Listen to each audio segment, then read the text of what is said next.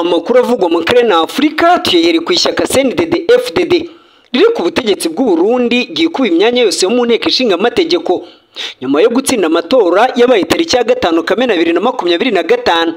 Komisiyo y'amatora muri iki gihugu Seni kuwa 11 Kamena yagaragaje ko abakandida bose ba CNDD-FDD begukanye imyanya 100 bahataniraga naho mu yandi mashyaka ndetse n'abigenga mu ntara 5 nshya z'u Burundi.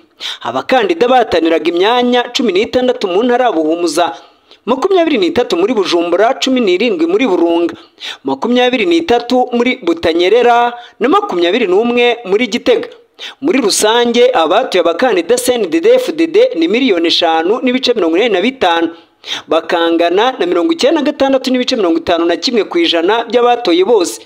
Itegeko rigenga amatora mu Burundi riteganya ko kugira ngo ishyaka rigire urihagarara mu nteko ishinga amategeko riba risabwa byibuze amajwi 2%. Ishyaka ritavuga rumwe n'ubutegetsi ryagize amajwi menshi ni UPRONA yatowe n'abantu 80,639 bangana na 1.38%.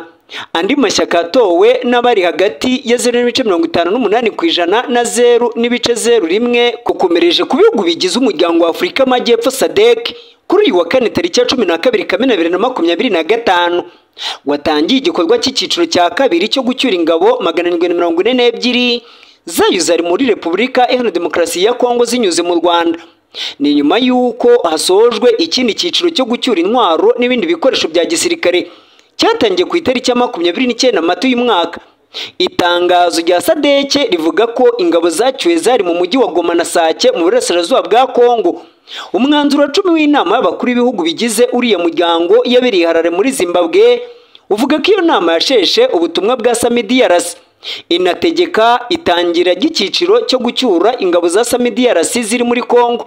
Uyu muryango uvuga ko ingabo ziri mu butumwa bw'umuryango w'ibihugu bigize umuryango wa Afurika Amajyepfo SAMIDRC ziri mu mujyi wa Goma na Sake zizajyanwa muri Tanzania, maze iki gihugu nacyo kigafasha kohereza mu bindi bihugu ingabo zabyo zirimo Malawi na Afurika y'Epfo. Ingabo za SAMIDRC zirimo iza Afurika y'Epfo, Tanzania na Malawi zari zigiye kumara imyaka 2 mu burasirazuba bw'iki gihugu kuko ziriyo kuva mu Kuboza muri 2023. Batuye mu gihugu cya Kenya bakomeje kotsa igitutu umuyobozi wungirije wa polisi binyuze mu myigaragambyo.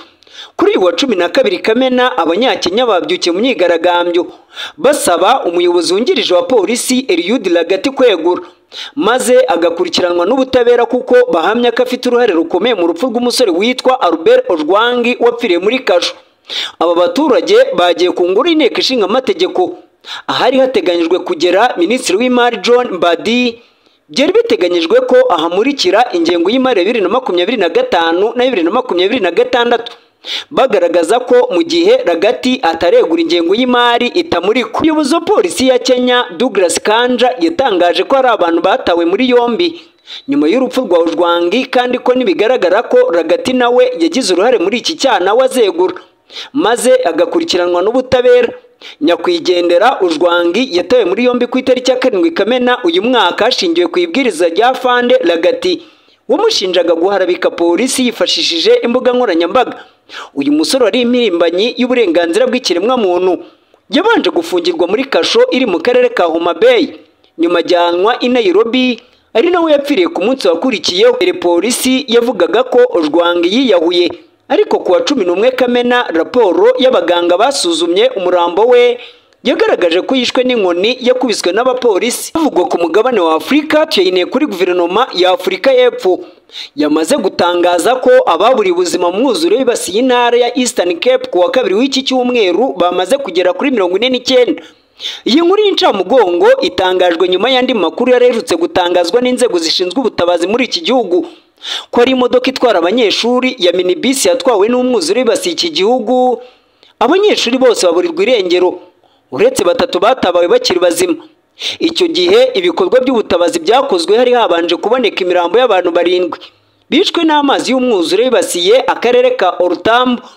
Afurika y'Epfo imaze iminsi igusha imvura nyinshi, inkuba, urubura n'umuyaga ukomeye zikabaka 500 zabuze amashanyarazi. Perezida wa Afurika y'Epfo Cyril Ramaphosa yihanganisha imiryango yabuze ababo n'igihugu muri rusange, anahamya ko imiryango yagizwe y'ingaruka n'ibibiza iri bufatwe mu mugongo. njye wabateguriye nkanabagezaho aya makuru avugwa mu karere na Afurika, nitwa Elias Dushimimana.